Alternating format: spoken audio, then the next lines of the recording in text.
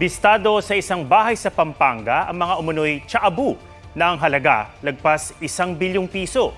Tinutugis pa ang Chinong suspect na konektado sa mga umunoy shabu. May report si Jonathan Andal. Sa isang abandonadong bahay sa Angeles City, Pampanga, nabisto ng PIDEA ang pinakamalaking huli nila ngayong taon, 155 kilos ng hinihinalang shabu. Ang halaga mahigit 1 bilyong piso. Wala ho tayong nahuli doon dahil nung time na in-implement po natin yung search, hindi po lumitaw yung subject po natin search warrant.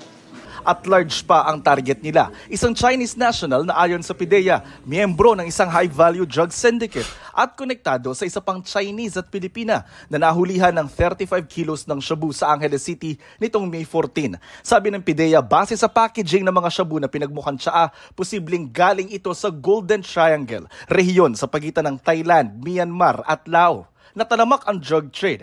We are looking into the possibility na dinaan yan through backdoor channels.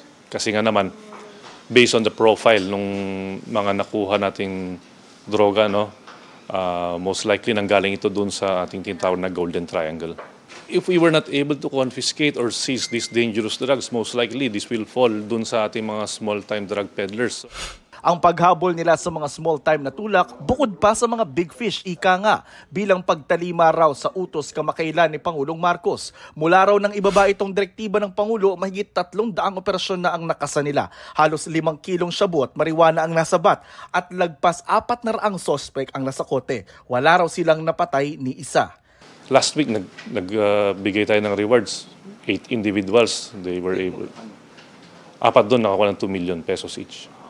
Kung meron man silang may turo, successful yung operation, depende sa quantity and quality, they will receive rewards from PIDEA. Jonathan Andal, nagbabalita para sa GMA Integrated News.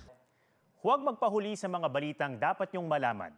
Mag-subscribe na sa GMA Integrated News sa YouTube.